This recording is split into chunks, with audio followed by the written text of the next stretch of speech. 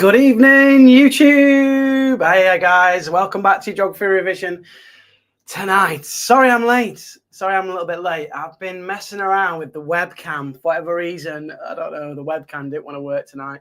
But we're on. We've got it all going. Who is in the chat? Who's with us tonight doing their geography revision? It is, how beautiful has the weather been in the last few days? Well, weeks actually, last few weeks actually. So nice, so nice. And you're hanging out doing your geography revision, ready for your GCSE geography exams this summer. That is dedication. You deserve, I don't know, a treat. Give yourself a treat for joining in tonight's live stream. Some chocolate, a biscuit, or a cup of tea. Welcome to Cup of Tea and Case Studies here on YouTube, where we revise everything geography related for summer 2025. And today I'm really excited because this is the last in our series of 4 videos based on paper 1 physical geography on the 14th of May 2025. So check out the previous videos. We've got natural hazards, we've got ecosystems, we've got UK coasts, and today is UK rivers. So after this one, you should feel pretty comfortable for your physical geography exam needs. Right, who's in the chat then, guys? Let's have a little look. Hiya, Bruno. Good to see you. Regular that you are. I really appreciate you dropping in to the live streams, and I hope you feel that they are beneficial. I hope you're enjoying them. I hope you're enjoying the series. If you haven't already hit that like button, I know it's a bit early, but it does push it out to all of the YouTubers that are trying to revise their geography this summer. So that's pretty good. And it, just shows your appreciations, and know you appreciate it as well. But yeah, it shows your appreciations for the channel and what we're doing here. It's quite unique, Not many geography revision sessions on YouTube just yet. Mods, good to see you, Mods. Well done with your NEA submission as well. Really appreciate that. Getting that in early, 2 days early. Well done. It looks very good. Hi, James. Good to see you in the chat as well. Regulars are here. And Harry is here as well. Good to see you, Harry. Thanks for joining us on tonight's live stream. The 3 regulars there. And Corey, good to see you, Corey. I hope you're well. Thanks for dropping in. Yeah, good to see you, mate. Appreciate you dropping in tonight's live stream. So today we're going to revise UK rivers, one of my favourite topics. Not because we live in the kind of Midlands area and there's lots of rivers around us and we can get to see a lot of these features, but I just love physical geography and I love the nature of UK coasts and UK rivers. And rivers is right at the end of your paper 1 exam. So just to remind you, you have natural hazards, 30 minutes, ecosystems, 30 minutes, question 3, UK coasts, 15 minutes, and question 4, UK rivers, 15 minutes. If you're watching from another school, just double check with your teachers which questions you answer in the summer examinations. But we are doing coasts and rivers. So let's get cracking, I think. Let's get straight into it. And we've got lots to get through in terms of our revision. So let's get going. If you have any questions throughout the live stream, hit us up in the comments. Hiya, Harry. Hit us up in the comments and we'll get back to you. Obviously, lots of questions. Get yourself involved. Let's make it as active as possible with our revision. That'd be amazing. Right, we'll get started. If you're watching it on catch up or as a podcast, hopefully you're going to enjoy this one as well. Sorry, if you're watching as a podcast, I've just had a cup of tea there. I was just wondering why the sound's broken. Yeah, it's just me drinking a cup of tea. Right, I think we'll switch cameras then and we'll get started on tonight's revision. As you say, just a bit of rivers revision. You can draw, you can label, you can annotate, you can put it in your revision notes. All that sort of good stuff really helps. Oh, camera's all over there, guys, isn't it? Right, let's get you sorted out here. Put the little light on, makes it a bit better. Right, hopefully you got your plain paper ready or your notebook or your revision guide or whatever you put your revision notes in. Let me just put the cameras on, present, share screen. Okay, let's get you on bigger screen. There we go. Right, I think we're ready, guys. So here we go then. It is paper 1. I do enjoy paper 1. Physical geography, what better? Question 4. and it's specialising in UK rivers. Just to remind you, this is the 14th of May, 2025, and it's in the morning. So that's when we're doing it. That is, I think that's the second week back, or third week back after the holidays, depending on where you are Eastering holidaying. I know some students are already on Easter holidays. That's why the live stream might be a bit quieter tonight, because they're already on their Easter holidays. Yeah, maybe you're watching or listening to this on your holiday. That'd be pretty nice. There's a bit of a podcast or watch along. So there you go. Got our little banner at the top. So as we always do, we scroll over this side. Yes, Tay's in. Hey Tay, good to see you. Thanks for dropping in. Thanks for joining tonight's live stream. Much love shown in the chat, guys. I really appreciate it. Right, so let's get started then. So I always do must revise. Must revise every year. So there is always some things that our examiner loves to put on the AQA Geography exam every year. Those are, in particular, river landforms. Oops, let me just zoom you right in now so you can see. Must revise every year. So these are our river landforms. There's a couple of popular ones that they like to put in. Waterfalls. They love, I mean, we all love waterfalls, don't we? That's popular. Meanders is very popular. And Oxbow Lakes. Now, we are going to go through waterfalls today because that's not been on for a couple of years. Meanders and Oxbow Lakes were on last year. So we're going to edge our bets and say that's going to be less likely to be on this year. Let's just colour our little must revise star in. Also comes up every year is flood defences. So make sure you know your different flood defences for rivers. In particular, hard and soft engineering. We are going to look at those today as well on today's live stream. And this comes up nearly every year. You must have a case study for river flood management. River flood management. River flood management. Okay. And if you go to the school that I teach at, we do 2 case studies for flooding. You can choose whichever one you want. Which are the 2 case studies for river flood management that we study? Hit us up in the chat, guys. Who can remember their rivers case studies? I'm going to put that in yellow because case studies are really important. They often ask you about a river you have studied. How has it been managed? Or has it been managed effectively, that river? Or has it been managed sustainably? They're quite common types of questions. Yes, we're here. So Boscastle down in Cornwall. Yeah, Boscastle. Yeah, brilliant case study that is, how they've managed the river there. And the other one that we look at is the Somerset levels. The Somerset less, that's how it's spelt. There you go. The Somerset levels. Yeah, absolutely. The Somerset levels. If you want to revise one case study because obviously Somerset levels is UK extreme weather, because it was a big storm basically and lots of precipitation. So you can be really smart here and learn the Somerset levels. If UK extreme weather comes up, you use the Somerset levels. If UK flood management comes up, Somerset levels. There you go. If you like learning your case studies, which I know some of you love your case studies, then revise Boscastle, because I do love Boscastle floods and how they've managed the river there. I think that's a really good case study. But yeah, if you want to do 2, then by all means, yeah, give it a go. Right. Oh, we've got 12 joiners in the chat. Honestly, guys, really appreciate you joining us in the chat. Right. The first thing I want to do is I want to have a little look at how rivers change in a downstream direction. So it's not been on for a couple of years. The difference between the upper course, the middle course, and the lower course. So it's things like what features you would find, what landforms you would find, and how the river kind of transforms, how the valley transforms.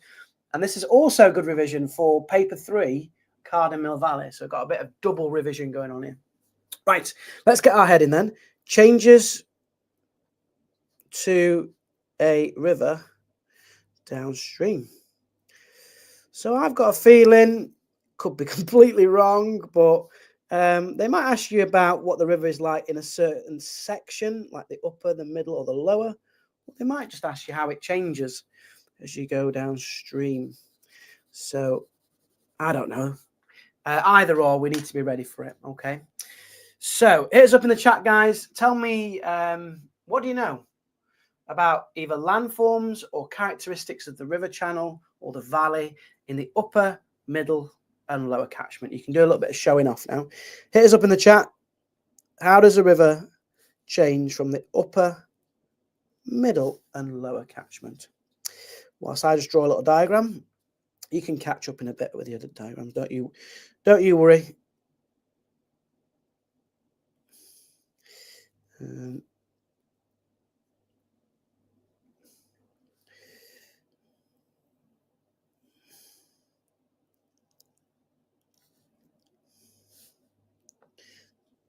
I'm just drawing a diagram, guys. If you're watching it on like a podcast on catch up, I am just drawing the river valley. That's what we're drawing here.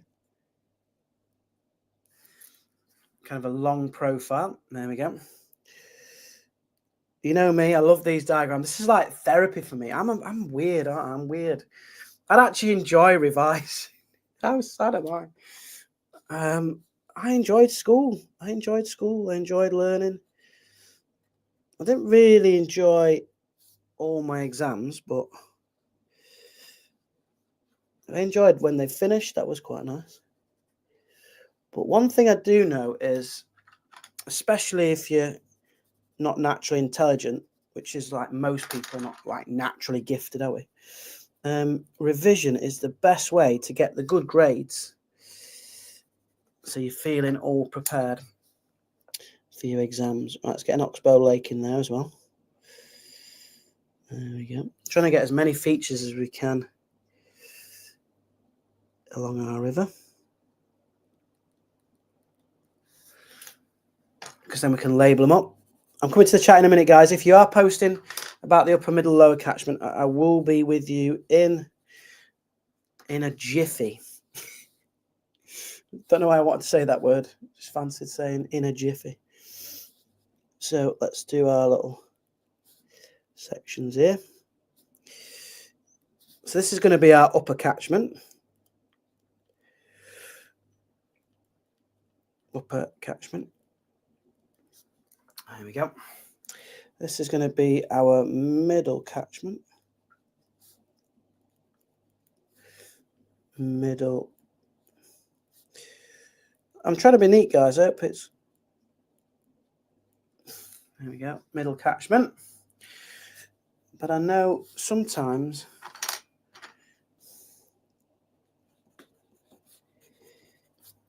it's not always the neatest, is it? But I suppose it's revision, so does it have to be really neat? Not really. As long as you're learning, that's the main thing. So, upper, middle, and lower catchment. The river that we actually studied was the River Tees. So we looked at the River Tees. Let's put that there. And that's in northeast England. So that's the river that we looked at in terms of journey down a river, the River Tees in northeast England. It is 86 miles long.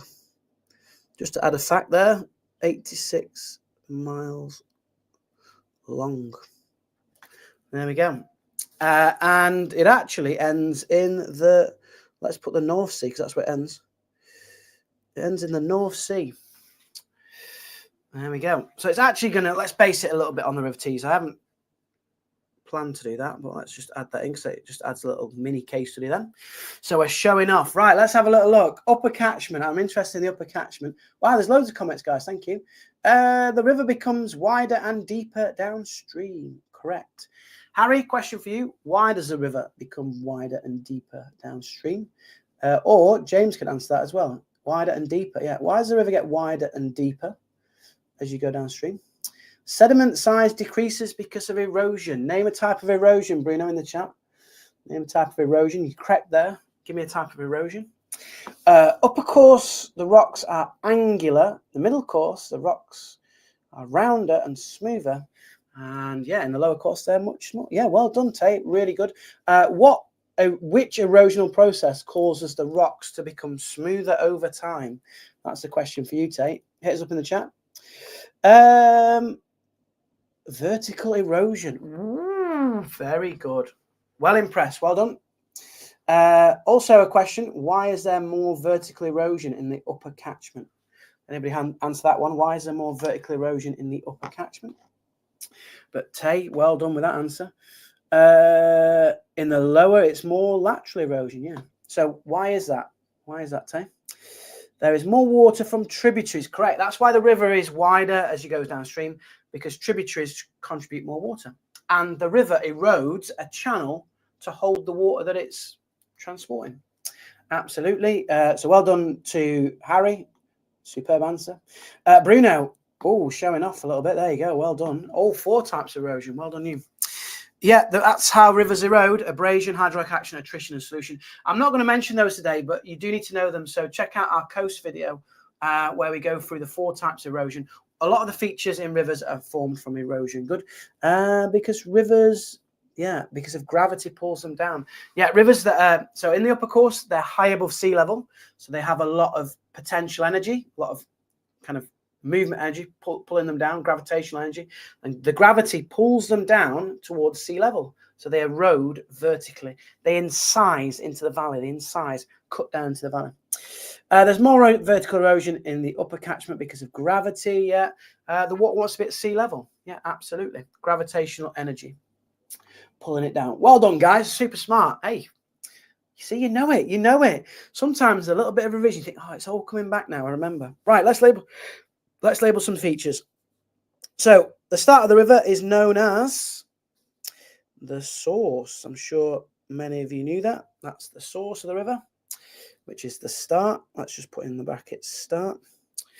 It's usually in areas of high precipitation, so upland areas, hills. So that's why I've got my cloud on there. So you usually get high precipitation. So things like the top of a hill, top of a fell, something like that. Yeah, there is our classic V-shaped valley. V-shaped valley. And we have our waterfall. Let's put our waterfall on. There's our waterfall. Waterfall and rapids, which is where you get white water because the rocks are so large. You've got large bed load, water flows over them, you get lots of rapids. So all that sort of stuff there. Oops, let's hide that comment for a time. There you go. So that's our upper catchment features. Let's just colour in a bit of green here so we can see our river.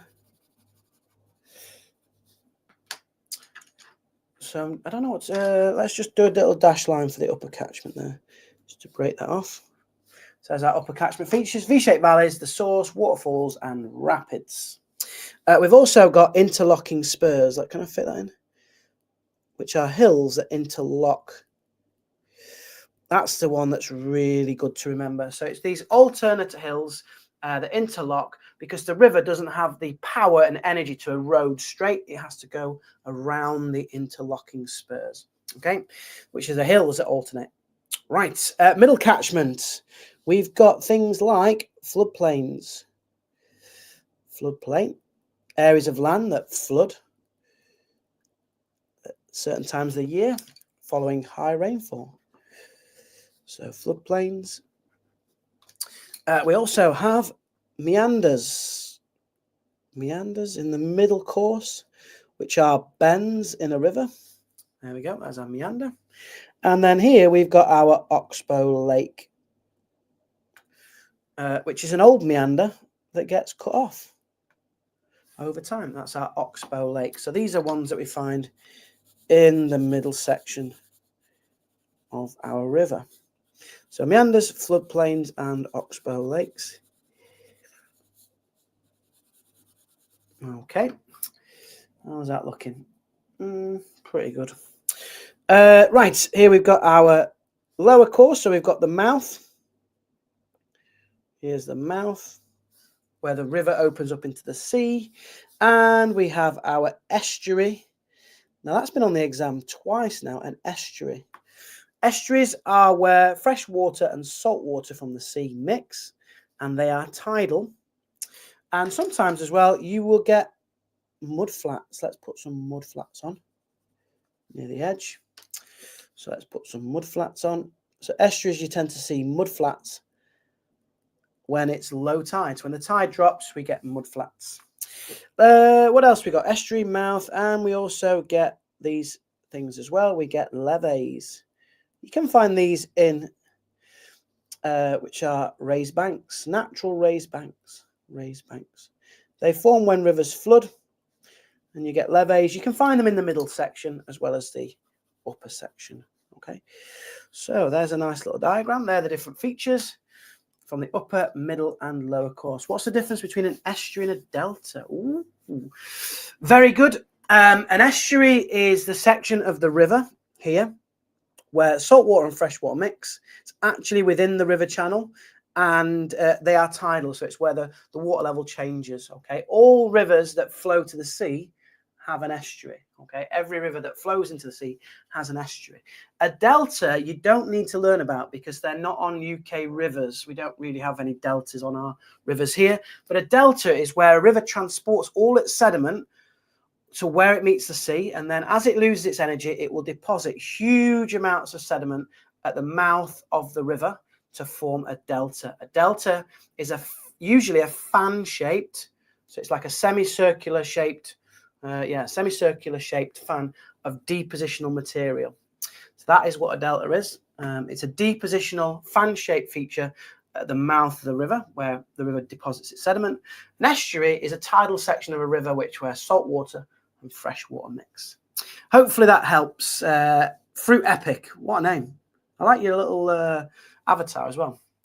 Cool. Right. So there's the kind of key features there. I'm just making sure I've got everything on there. All right. Okay. So if you look at an OS map, where can we put this? So OS map.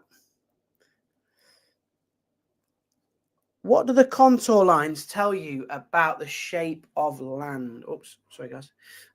So on an OS map, what do the contour lines, because they sometimes put sometimes put OS maps into this part of the exam. What do contour lines tell you about the shape of land? They tend to put like little maps, OS maps in, and they might say, okay, what features can you find in this section? So basically, have we got any?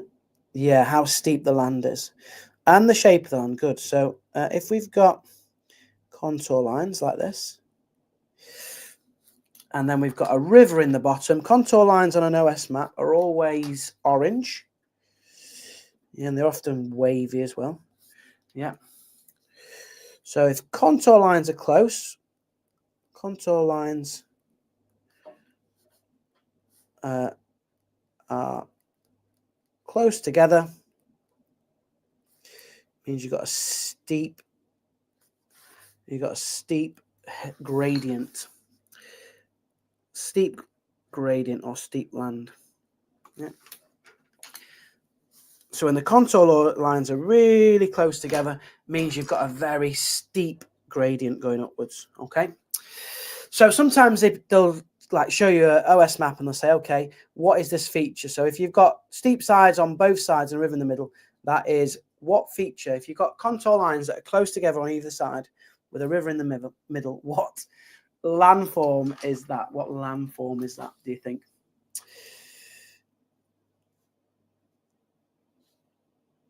Any ideas? Thanks, Red Panda. It's a V-shaped valley. Yeah, it's a. Oh, the animal's a red panda. Ah, right. Okay, I'll get you now. Yeah, it is a red panda. Yeah, it is cute. V-shaped valley is a V-shaped valley. Well done. If the contour line is steep, it's a V-shaped valley. Right, we're now going to draw a little table, and we're going to have a table for upper, middle, and lower catchment. Okay, so I need my little ruler here, guys. So we're going to ruler it off right to the bottom. Upper, middle, and lower catchment. We don't often have a table on our revision. Most of our revision sheets are a third. So this is the first third, then we do another third, kind of break it up that way. And we do try and squeeze a lot in. Yeah. There we go. Upper, middle, and lower catchment. So let's have a look at some more features of the upper catchment then. So the channel, which is what carries the water. So the channel in this section is narrow and shallow. There we go. Let's just get you into it. There you go. The channel is narrow and shallow. Doesn't carry much water until it meets more tributaries. So the river is very narrow and very shallow in the upper course. That's the channel. The valley is generally, there we go. This is our little V-shaped valley, guys. Hopefully got all your crayons tonight to make a really professional job of this. So the valley is V-shaped. Again, it's narrow, V-shaped valley. Narrow V-shaped valley. And then we're going to add our arrows on, and we get, in the upper catchment, we've got vertical erosion. Tay, you remember that bit? Vertical erosion in the upper. Oh, that's quite nice, doesn't it? A little picture version. Who was it? I can't remember who said it was about the sediment. I think that might have been Bruno. The sediment in the upper catchment, because it's not been eroded very much, tends to be very large and angular. Oops. The more the rocks are in the water of the river, obviously the more that's been transported, the more erosion. So we've got large, angular sediment. I like to use the word sediment because it's all encompassing. It's better than using the word rocks, I feel. Large angular sediment. You could also use bedload. Rocks that are on the riverbed is known as bedload. Any rocks that the river's carrying, we call it bedload. So that's quite a good little word there. A little bit geeky. And right, let's do the velocity then. It's not very fast flowing because of all the large rocks in the channel and the fact that the river is very narrow and very shallow.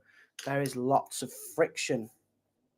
So in this section, we tend to have a slow velocity unless there is a waterfall. If there's a waterfall or a steep gradient, then it is fast flowing. It's a slow velocity due to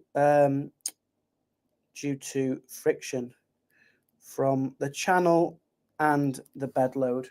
So slow velocity due to friction, but generally we have I'm going to put high rates of erosion. I can just squeeze that in.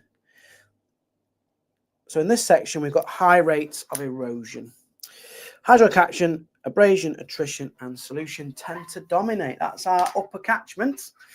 Quite happy with that little pictorial version.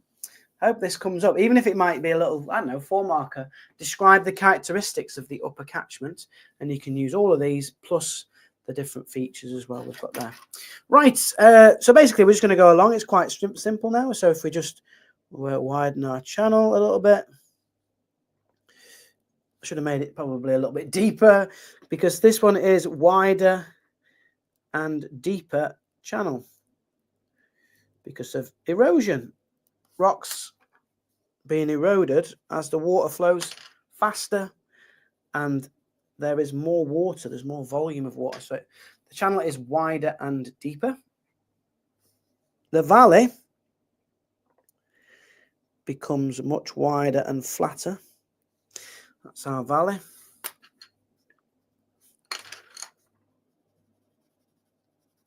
Just a quick sketch there.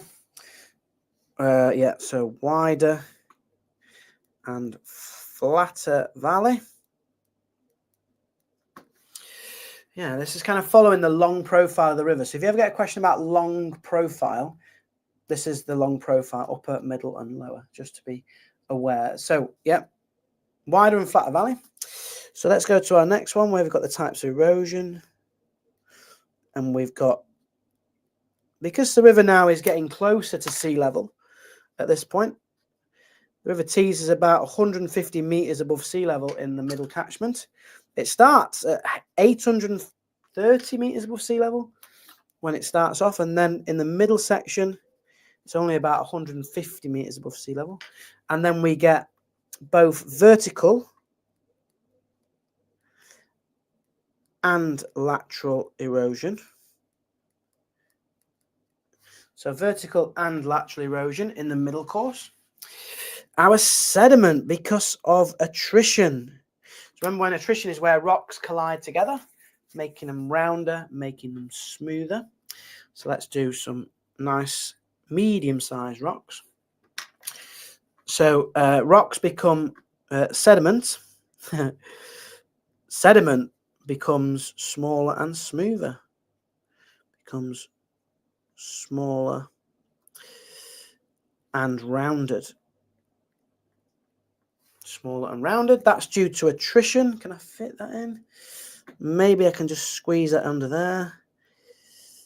Attrition is where rocks collide together. And then lastly, we can look at the flow of the river. So here's our little flow arrow. And here we've got an increase in discharge, which is the amount of water passing a given point in the river. So there's more water in the river and an increased velocity. So the river is flowing faster. So increased discharge and increased velocity. Right, that looks quite good. I'm getting a lot of information in here. If this is a 9, well, it wouldn't be a 9, it'd be 6. 6 at most for rivers. If this was a 6 marker, then we'd get loads, wouldn't we? We'd be able to say loads here. Right, let's go on to our lower catchment then. Our lower catchment is much wider and much deeper. In some places, it can be over 7 miles wide, like the Severn estuary. So the river wide and deep channel. So its widest point, as I say, as it reaches the sea, can be quite wide. Even the UK rivers, River Severn, say about 7 meters. 7 miles wide. 7 miles wide. Right, let's get our valley in. Our valley is very, very flat, very wide, ideal for industrial activity. So this is where we have ports here. We put wide, extensive valley, which is also very flat. So wide, extensive valley, which is very flat. Here we've mainly got lateral erosion because it's at sea level now. It's meeting the sea, so it's, you know, if it's not sea level, it's only a couple of meters above sea level. So there we go. I wonder how many times I'm going to draw a river channel. Quite a few. Lateral erosion, which is the side to side erosion. That's why rivers are so wide, because they cut a channel sideways. They cut the channel sideways across the floodplain. Sediment size is, it's been in the river quite a long time. It's been transported a long distance.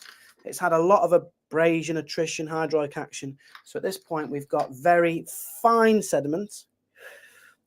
Very fine sediment, such as things like sand, silt, maybe even clay. Sometimes you get muds and clays here. And let's have a look at the flow. We need to have a really fat arrow here because we've got massive discharge, got lots of water in the channel going into the sea. So a large discharge here. All that water that's joined the river on its way is there. So we've got here large discharge,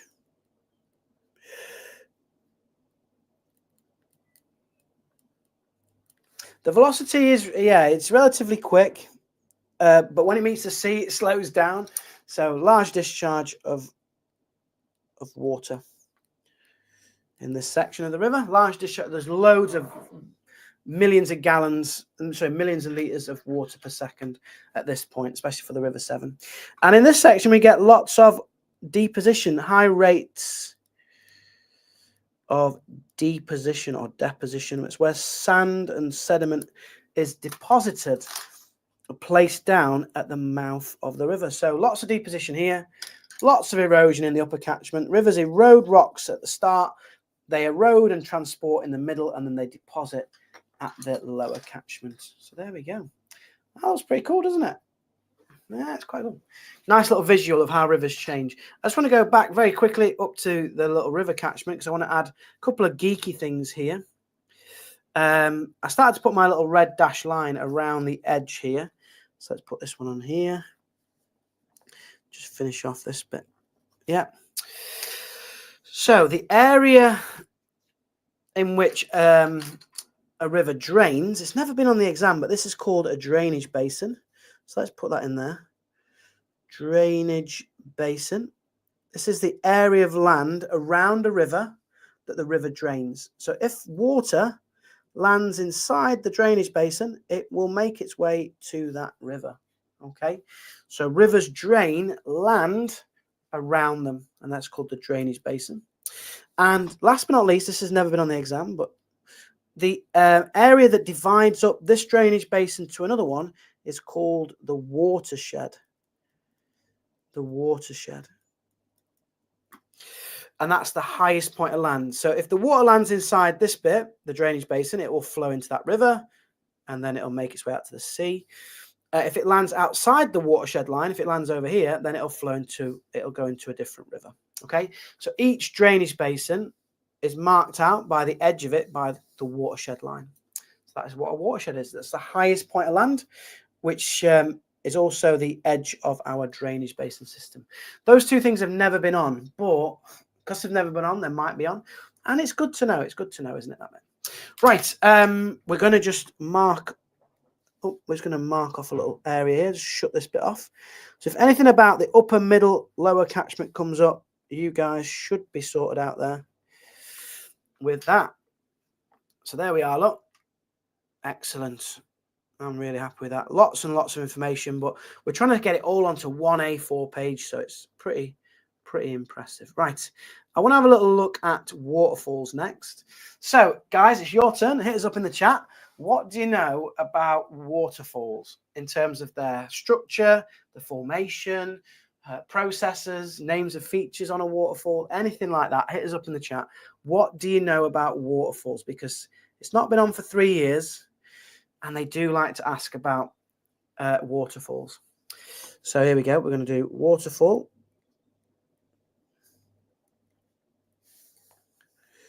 So this is an erosion. Let me just zoom you in here, guys.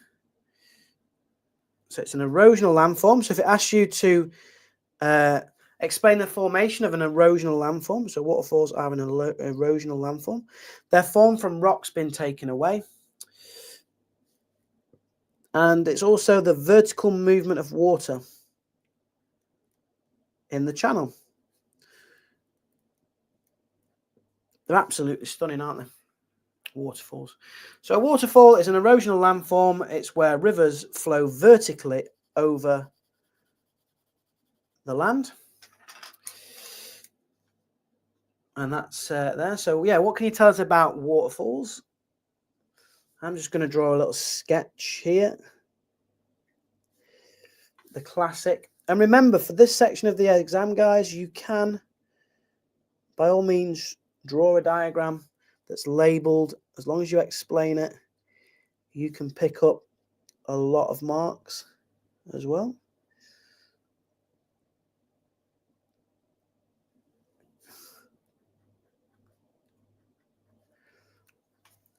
There we go. So this is my second third of the page, so I'll put this one in. Right, I'm just going to make sure we've got everything in there. So just tell me what we've got. Can you label up any of the features in our waterfall?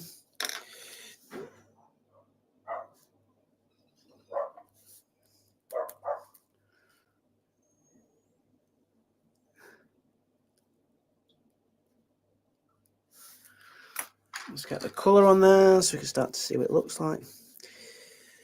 Oh, this is great. This is great fun. How can revisions be so enjoyable, drawing all these nice little labelled pictures? And the brain loves information and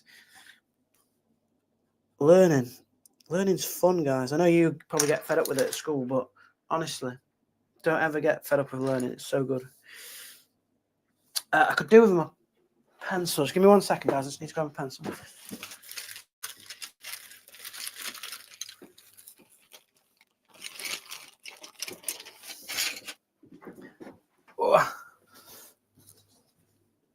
Because I'm just going to shade in this top layer of rock, because this is the key feature here.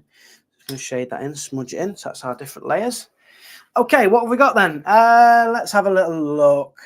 Hard rock, soft rock. Absolutely well done. Different layers of rock.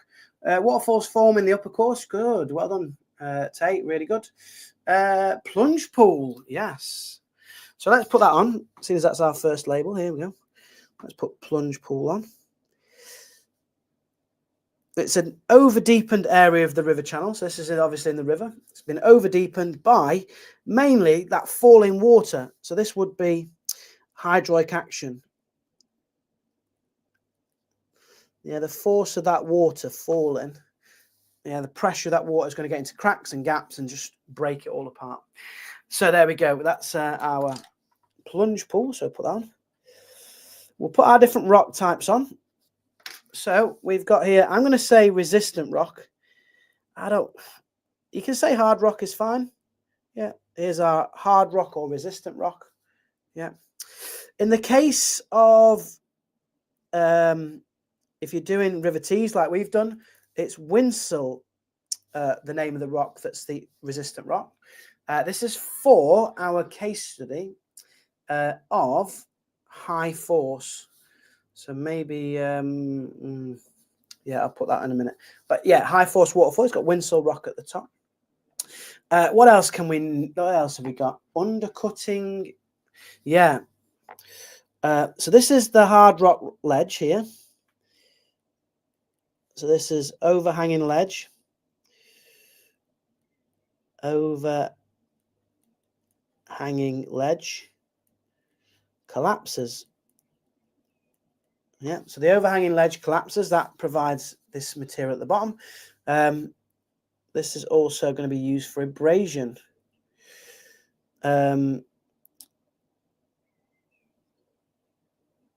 Rocks erode the base of the plunge pool. That's due to abrasion. So that's the overhanging ledge. It's dropped down and it's going to obviously move around here. That's going to cause further erosion there. Here we've got anywhere where there's rocks missing underneath is called undercutting. So undercutting. So we've got undercutting here. Here is our less resistant rocks. Let's just shade in all this bit around here. There we go. So here we've got our less resistant rocks, or what you might say soft rocks. If you say soft rocks, you still get the marks. It just sounds better to say less resistant rocks. And limestone is the main rock type that forms towards a base. So key thing is really you've got erosion here, hydraulic action and abrasion that undercuts the resistant hard rock layer. Eventually that's unsupported, it collapses and then falls into the plunge pool. That material is then used for abrasion, over deepening our plunge pool. This is repeated a number of times. So then waterfalls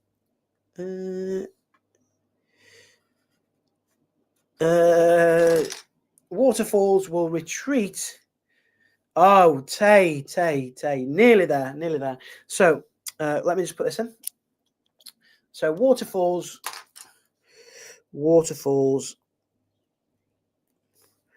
retreat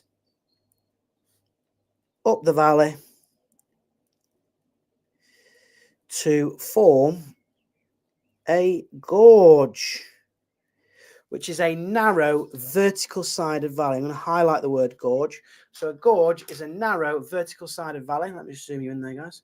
That forms as this continues to erode backwards. It retreats upstream, undercutting, collapse, undercutting, collapse, and it keeps eroding backwards, and it creates this vertical sided valley known as a gorge. Let's put a vertical sided valley on there. Narrow valley that's vertically sided. There we go, a gorge. Now, lots going on here. Let's put some key things in. Whenever you talk about erosion, whether it's a meander or it's a waterfall or anything like that, it's key to mention that these are formed by hydraulic action and abrasion. They're the two main erosional processes. Oh, missed that. Hydraulic action there. Hydraulic action and abrasion. Yeah, so they're the two main erosional processes. So it's really key, if you're talking about these things, to explain how they erode. So hydraulic action and abrasion. Another key thing is they have differences in geology. Differences in rock types or geology. If you want to be Geography Geek of the Week, geology is rocks, basically. So there's differences in rock types and geology, which leads to differences in the rates of erosion. So softer rock, less resistant rock erodes quicker than the more resistant rock. So differences in geology leading to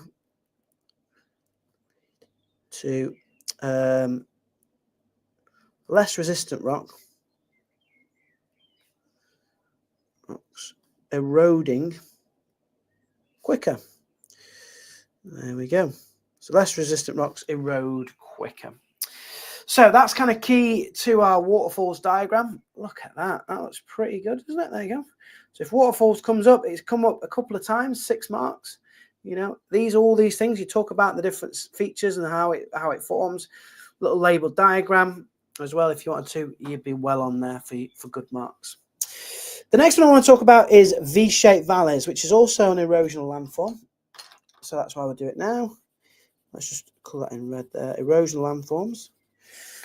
Because V-shaped valleys has never been on the formation of a V-shaped valley. And they're quite simple. But I think because it's not been on, I'm a bit nervous that it might be on. So if it asks a question about erosional landforms, you can talk about V-shaped valleys. Or if it asks you how a feature's formed along a river, you can mention V-shaped valleys. So we're not going to go too mad with this one. Just one little diagram here. There we go. That's our V-shaped valley. Oops. Oh, sorry, guys. I forgot that you were... Here we go. Sorry.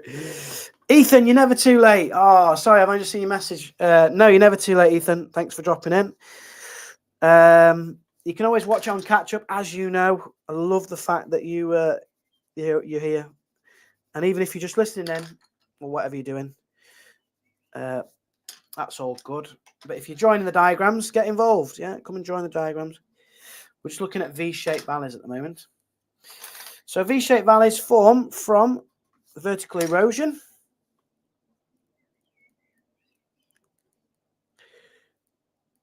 Vertical erosion.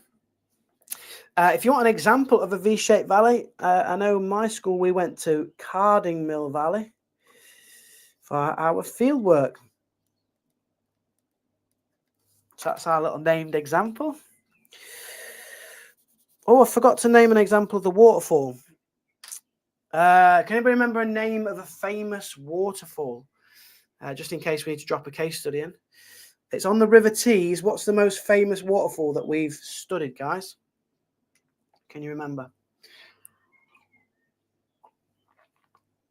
So let's have a drink of tea. What's our waterfall, guys? Does anybody know the name? Yes, Harry. Good man. High force waterfall. Where can I fit that? River Tees. Here we go. I can just put it up here, look. High force. That kind of fits there, look. High force waterfall. Yeah, that's on the River Tees. It's the most famous waterfall on the River Tees, and I've squeezed it in. Remember, you've always got to try and think about places. So there we go. Oh, look at that. That's fantastic. There's a lot of information on here, guys. This is like trying to fit the whole, well, not the whole course, but nearly the whole course onto one piece of paper here. It's incredible. Okay, V-shaped valleys then. Let's have a little look. Oops. Let's get you zoomed in. Are we good there? Let's have a look. Right. V-shaped valleys. Let's let it focus in. There you go. Right, what have we got?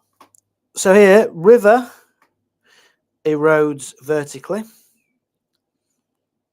The river erodes vertically, downwards.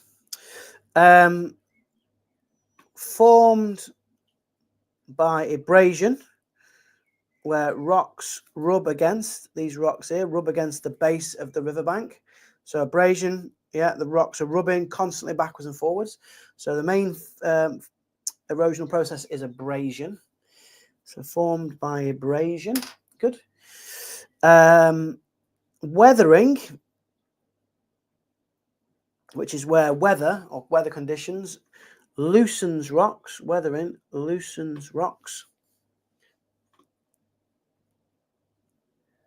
On valley sides to maintain a steep V shape. Yeah. So weathering, such as the main one that we look at is, I'm just going to put it on here, freeze thaw weathering. Freeze and thaw weathering. Remember, this is an upper catchment river. So it's in the hills, it's high above the ground. We get lots of cold weather. So basically the weather, freezing and thawing, will crack the rocks and they move down slope under the force of gravity. They'll fall into the river channel and then the river channel will transport them away. So the reason why it maintains that steep V shape is freeze thaw weathering at the sides causes rocks to collapse into the channel and then it continues to vertically erode to keep that steep V-shaped profile. Okay, and that is also like how you get your interlocking spurs as well. That's kind of formed in that area. So erodes vertically, formed by abrasion. Weathering loosens rocks to keep up and maintain the steep sides, such as freeze thaw weathering keeps that steep vertical sides. Good, right, so let's go on to the next bit. This has been on a couple of times, which is flood hydrographs. So we're now getting to flooding, which tells you that we're on the home straight, guys. Once you hear flooding, this is towards the end of rivers. But the exam board are obsessed with flooding. They love a question about flooding every single year, river flooding.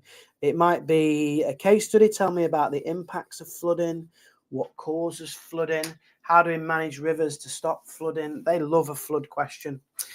So we need to be ready for a flood question. They might ask you about hydrographs, which is a graph to show river discharge over time.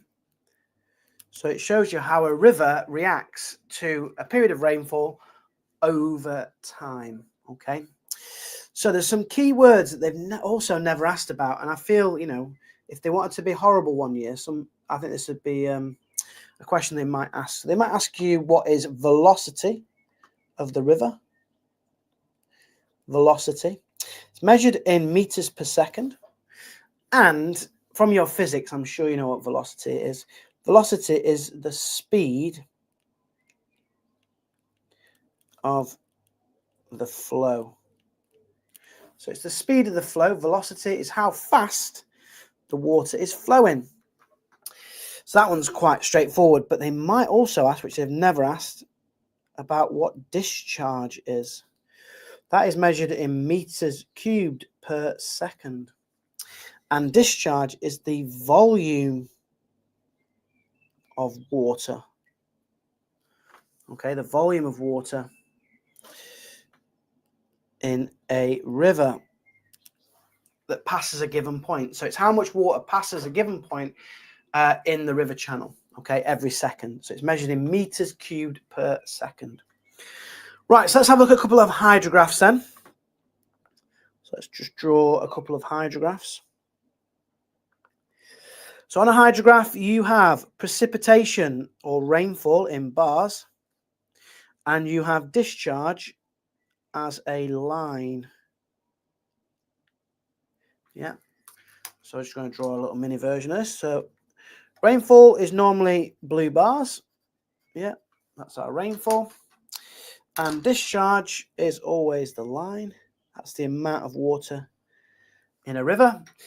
And so that is precipitation. The bars are always rainfall or precipitation. Precipitation is a word that I prefer, kind of rain, hail, sleet, and snow. This is our discharge line, the red one. So this is our discharge, the amount of water in the river. So this one here, yeah, the difference. Oh, this is a question for the chat. What is the name given to the time between peak discharge and peak rainfall? Who can remember this? What is the term given to the time between peak rainfall, peak discharge? Who can remember? Oh, that was quick. Hey, you are on fire. Yes, lag time. Well done. So important. This is lag time. I'm going to put LT there, and then we're going to write it here. Okay. So this river here has a short lag time. So basically, very quickly, the water falls from the atmosphere and very quickly it fills up the river. So if you see a hydrograph that looks like this with a short lag time, it's also got a high peak discharge. It's got a high peak discharge. We're running out of space here, guys. So it's got a short lag time. Look, it's only short. It's got a high peak discharge. This is a sign of flooding. So if you ever see a hydrograph, this is a river that's likely to flood. Let's call that in red. Yeah. So if your hydrograph looks like this, this is not good. This means that this river very quickly fills up with water, and this is a sign of flooding. Short lag time. Let me highlight that.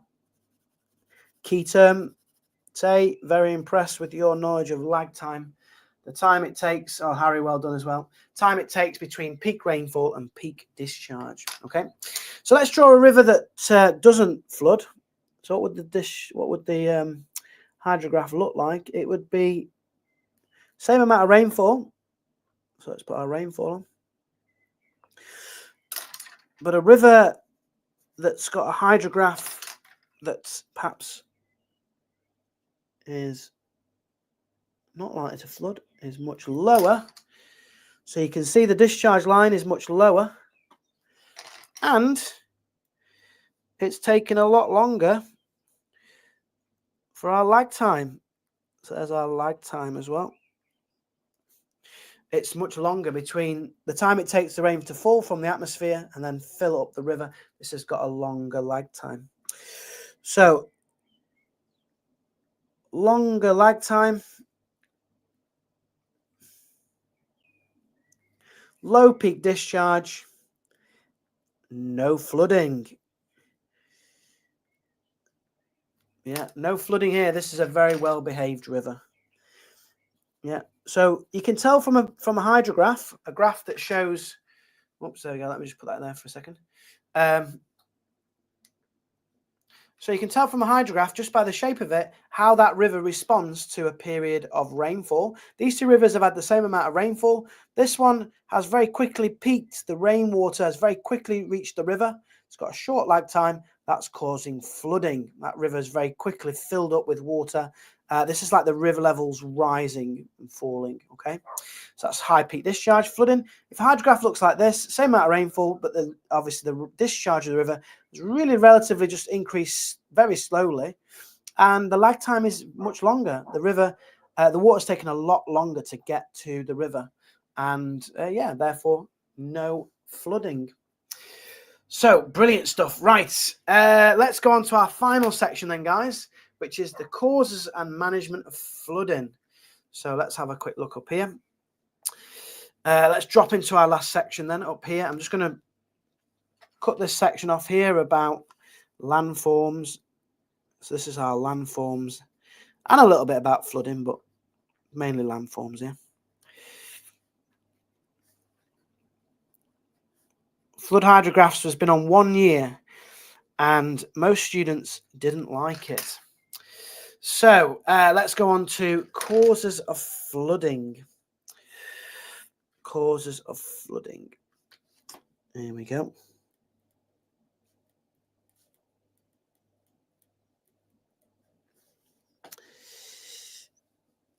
So as I said, our exam board love a question on flooding. Each river floods uniquely. So different rivers will flood for different reasons. But what are the causes of flooding, guys? Can you hit us up in the chat? What are the main causes of flooding? They're physical or human. Can you name any causes of flooding?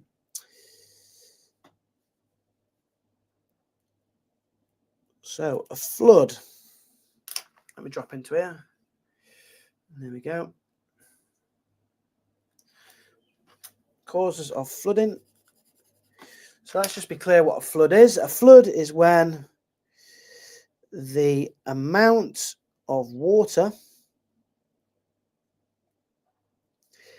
exceeds the channel capacity, the amount that can fit inside the river channel. So once the amount of water is reached inside the channel, then it spills onto the floodplain. So causes of flooding, guys. So that's a flood. A floodplain, which might be on the exam. Again, key word, floodplain, is the area of land which rivers flood onto. So it's the flat land either side of the river that floods. Again, we've not really had a question about floodplains, but floodplain is the land either side. What you guys call the washlands live in Burton-upon-Trent that are watching. The washlands is the floodplain. So there's our floodplain. There we go. This is flatland. Flatland either side of a river that floods annually, possibly. Could be more often than that, but often at least once a year. E.g. the washlands. Oh, I was doing so well. I think I've messed that word up there. Washlands.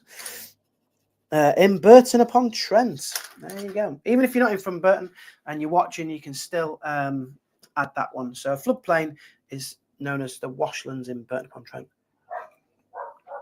The reason why floodplains are quite important, actually, let's just colour in the soil underneath. Hit us up in the chat. Who knows the name of the nutrients that are deposited after a flood? So when rivers flood, they take sediment and nutrients out of the channel and deposit it on the floodplain.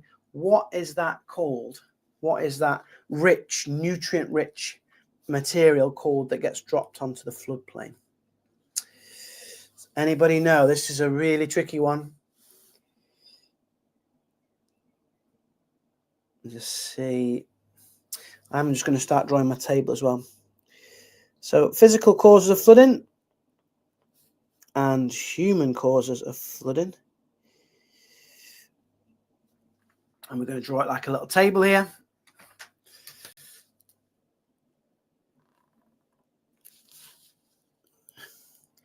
So we've got physical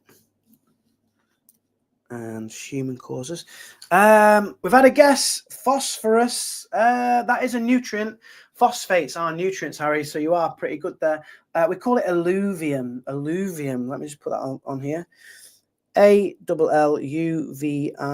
Alluvium is mineral-rich deposits that are put onto the floodplain following a flood. Alluvium. So that's what we're looking for. Right, let's go back to the causes of flooding. Let's see, we've got deforestation. Yeah, deforestation. And surface runoff, yeah, is key. Maybe I should put that at the bottom, actually, of our table. I will put that. Key, high rates of surface runoff leads to flooding. Anything that keeps the water on the surface and it's quickly moving leads to flooding. Right, physical causes of flooding are... These are natural reasons why rivers flood. The main reason why rivers flood is heavy rainfall or high precipitation. So if you get a few days rain falling in an hour or two, then you're going to get potentially going to get flooding because it's high levels of precipitation. Our next natural cause of flooding is when you've got steep slopes or steep gradients. The water very quickly runs down the valley. That's our water running down the valley there. So steep slopes / relief. So possibly a V-shaped valley could cause flooding. V-shaped valley. So steep slopes or steep relief. Good. And then we're going to go for one more natural cause. Is we're going to be do a smarter one here. We're going to talk about geology types.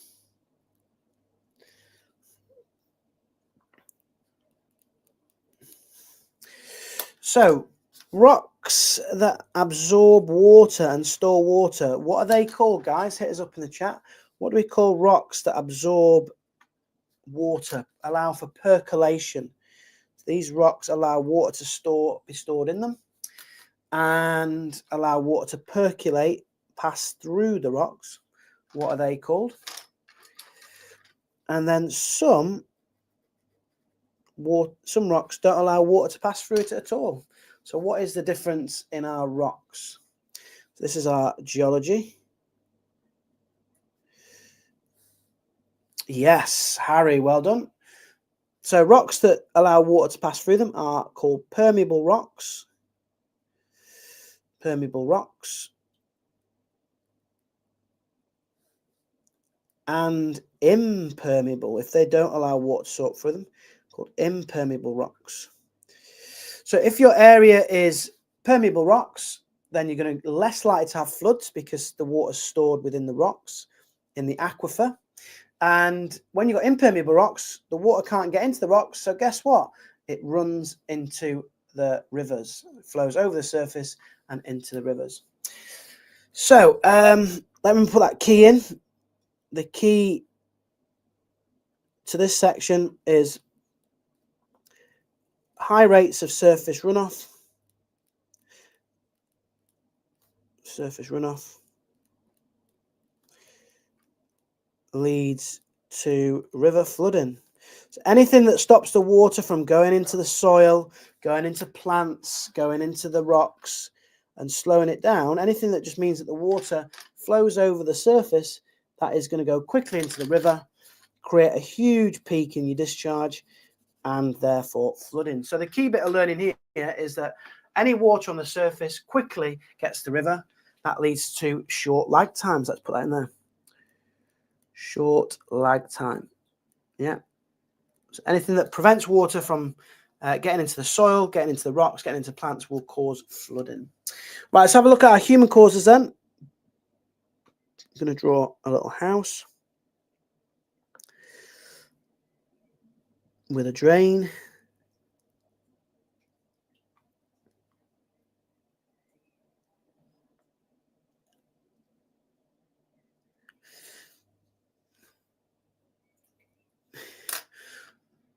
So let me just colour this in.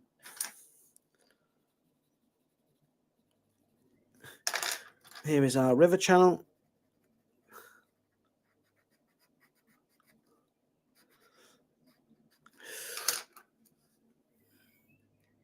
So in urban areas, water runs off roofs, it runs down drains, it very quickly reaches the river.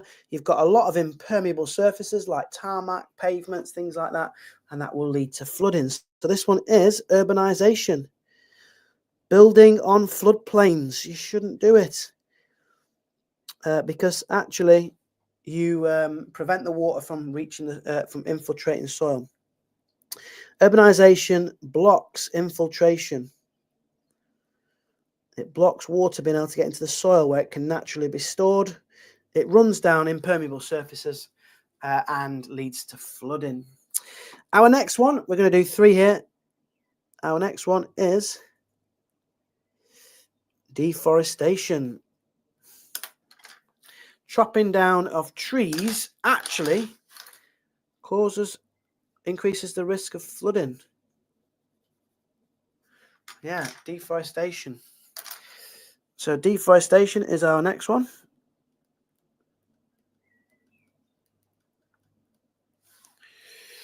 So if you chop down trees, basically your water is going to very quickly just end up in the river because the trees are no longer there to absorb it. And you've got low rates of interception because the trees aren't there. There's nothing to block the water or store the water. So you've got very low rates of interception, which is, yeah, a bit problematic. Last one is, let's just draw it here. This is where you've got poor management of rivers. So maybe you've got like a failed river defense. Just trying to draw a little river defense here that looks like it's leaking. So you might have a failed river defense. The council have not kept up with their maintenance. Or what was it? Can you remember? Hit us up in the chat, guys. What was it in the Somerset levels that the council didn't do that led to flooding? Can you remember? What did they do? The local council didn't keep up with something, and that led to flooding. So I'm going to put here poor river management and maintenance. Oh, Harry, you are fast. You are on fire. Dredging. Yeah, what is dredging? Can you remember what dredging is? E.g., Somerset levels. Dredging. What is dredging? Yeah, let us know. To dredge the river. Yes, they did dredge the river. What is it, though? What do you do if you're dredging a river? What do you have to do? Why do we dredge rivers?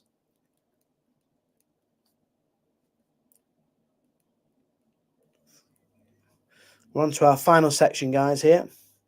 We've gone through a lot of the course in today's session, a lot of the rivers course. When you're dredging, you are taking out all the sediment that builds up over time. So you're increasing the capacity of the channel. You're making the channel, again, deeper so it can hold more water. And if it holds more water, it's less likely to flood. So removing, sediment, mud, debris. I like the word debris. If you don't know what it is, it's debris. You're removing debris, increasing the river channel capacity, and preventing from flooding. So poor management of rivers can actually lead to flooding, such as Somerset levels. They didn't dredge. Right, I've got this little section down here, guys, and we're going to look at flood defences.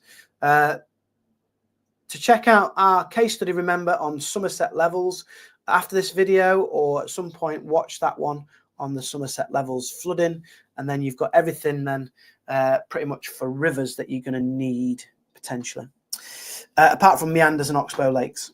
So yeah. Right, we've got 2 forms of flood management. We've got hard engineering, similar to coasts, hard engineering defences. So these are man-made. So hard engineering defences tend to be man-made structures. I think we've only got room for a couple here. They're artificial and they are impact on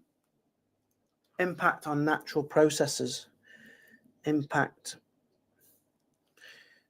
natural processes. So these things might block the movement of sediment. They might block the movement of water.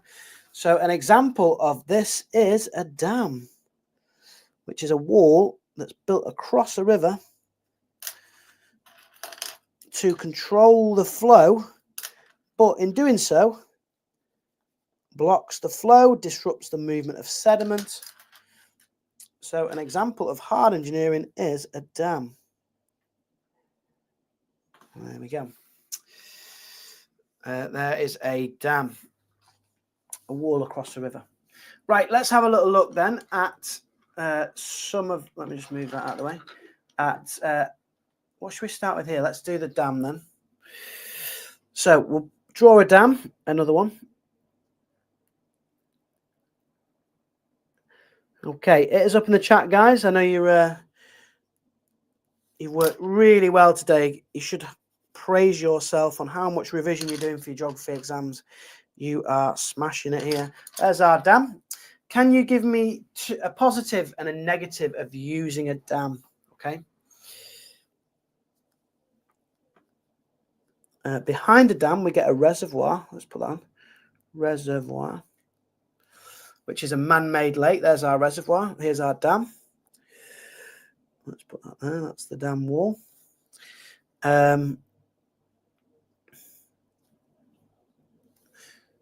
Cool. So we're going to go for 2 positives and 2 negatives. A bit like when you do coasts and you need to know positives and negatives of sea defences. You need to know the positives and negatives of river management. So we're going to go for a positive and a negative. Okay, yeah, good. So hydroelectric power. Hydroelectric power creates renewable sustainable energy, HEP. This is very common in Wales. North Wales, they have a lot of dam developments because they have a lot of steep valleys. And let's just get you down a bit lower. There you go. A lot of steep valleys. And yeah, they generate hydroelectric power in the Welsh valleys. Really good. What else do they do? Hydroelectric. Yeah, hydroelectric. Okay, another positive is they control river levels. So they can actually, if it's a particularly dry period like it is at the moment, they can make the river level have more water going through it. And in wetter periods, you can control it and hold it back from the valley so it doesn't flood. So they can actually control river levels. Negatives, yeah, habitat damage because it floods areas behind. So this area where the reservoir is, it floods that area. So it can lead to habitat loss. Habitat loss. They are very, very pricey. So let's get some pound signs there. They are extremely pricey to build. You're talking millions to build a dam, so they're very expensive. Habitat loss and disrupt natural processes like the movement of sediment along the river or the migration of fish get disrupted because of the dam wall. Disrupt natural processes like fish movement and things like that. Right, so there's our dam. That's our hard engineering. So soft engineering. Got one more to do now. One more to do. Soft engineering. There we go. So soft engineering tends to be natural, using plants, natural using plants or natural sediment or things like that to build up. Tree planting, things like that. That was a really good example. Afforestation. And these tend to be more sustainable. Yeah. Great word. Sustainable means good for the future, good for the planet, good for future generations. Yeah.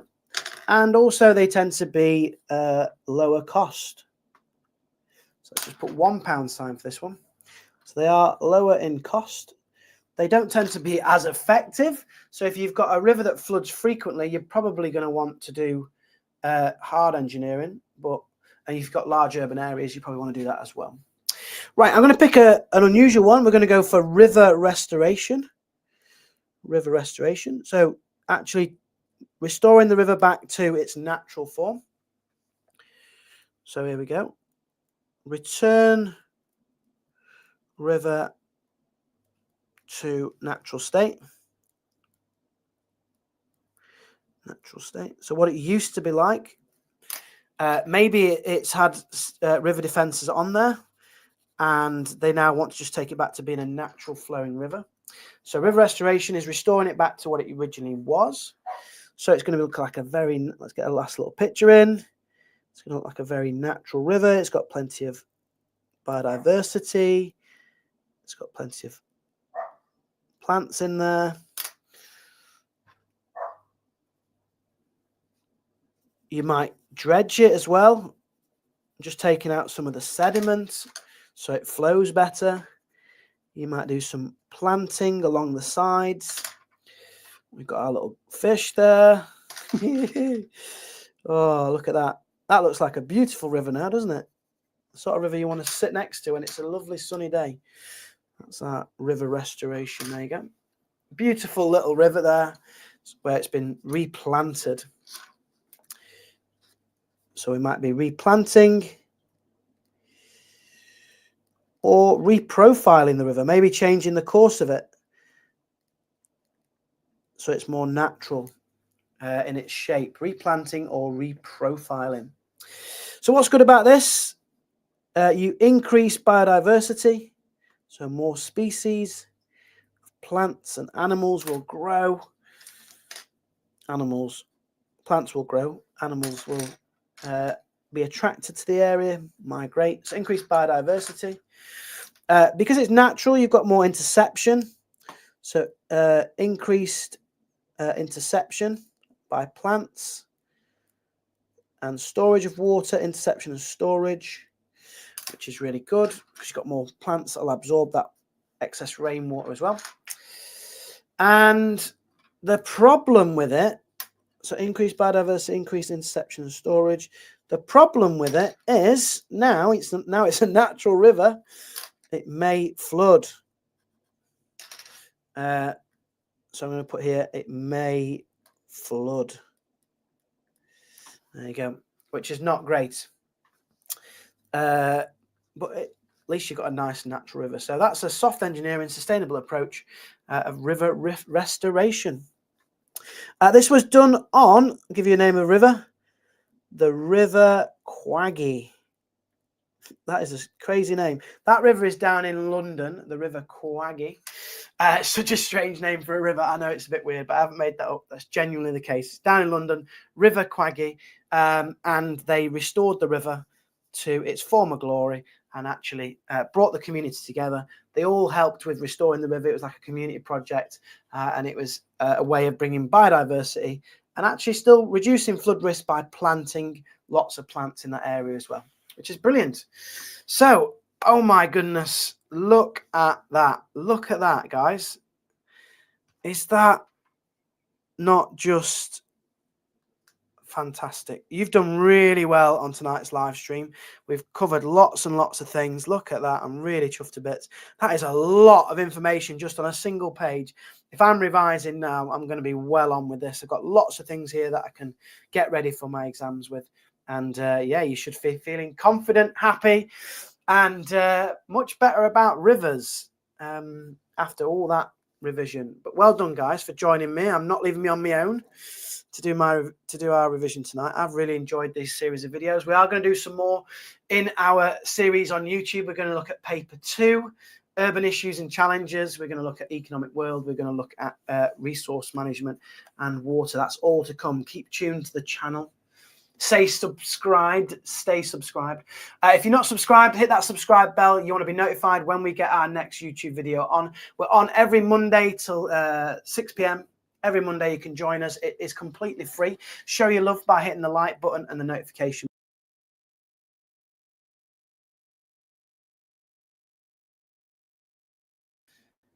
There we go. And we will be back 6 p.m. on next Monday. No, we won't. No, we won't. We won't be back next Monday because it's the holidays. So we're going to take a 2-week break from our YouTube streaming. We'll be back the following Monday, the 28th of April, when we'll be 2 to 3 weeks from our exams. So it's getting really exciting at that point. But you guys, over the Easter holidays, have a lovely break as well. Make sure you keep revising your geography. Keep looking at your revision. Oh, look at that. Keep looking at all your revision that you're doing. You guys are fantastic. Hit the thumbs up, guys. Thank you so much for joining us. And for now, good night. Enjoy the rest of your evening. Bye-bye. Oh, there's some thank yous. Oh, thanks. Thank you very much, guys. Thank you so much for joining. Take care. Bye-bye. Bye.